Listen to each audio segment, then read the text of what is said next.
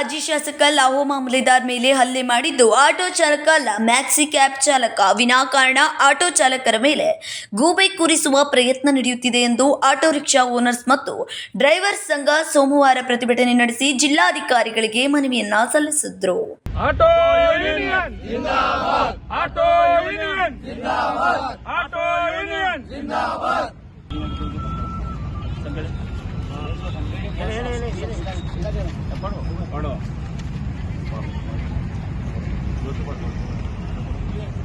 ಮಾನ್ಯ ಜಿಲ್ಲಾಧಿಕಾರಿ ಬೆಳಗಾವಿ ಆಟೋ ಚಾಲಕರ ವಿರುದ್ಧ ಸಾಮಾಜಿಕ ಹಾಗೂ ಪತ್ರಿಕೆ ಮಾಧ್ಯಮ ವರ್ಗದಲ್ಲಿ ಸುಳ್ಳು ಸುದ್ದಿ ಹರಡಿಸುವ ಕುರಿತಂತೆ ಮನವಿ ಮಾನ್ಯರೇ, ದಿನಾಂಕ 15/2/2025 ಬೆಳಗಾವಿ ನಗರ ಕಡೆ ಬಜಾರ್ ಬೆಳಗಾವಿಯಲ್ಲಿ ಗೋವಾದ ಮಾಜಿ ಶಾಸಕರು ಲಾಹೋ ಆಟೋ ಚಾಲಕನು ಮಾರಣಾಂತಿಕವಾಗಿ ಹಲ್ಲೆ ಮಾಡಿದ್ದಾನೆಂದು ಸುಳ್ಳು ಸುದ್ದಿ ಪ್ರಸಾರವಾಗುತ್ತಿದೆ.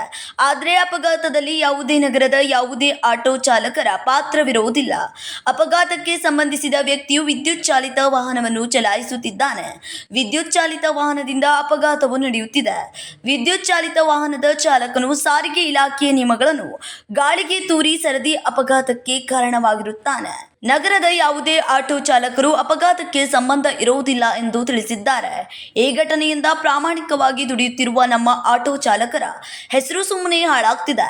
ಇದರಿಂದ ನಮ್ಮ ದುಡಿಮೆ ಹಾಗೂ ನಮ್ಮ ಕುಟುಂಬಕ್ಕೆ ತೊಂದರೆಯಾಗ್ತಿದೆ ಎಂದು ಮನವಿಯನ್ನ ದೂರಿದ್ದಾರೆ. Vinod Kolkar, KMM Kannada news, Belagavi.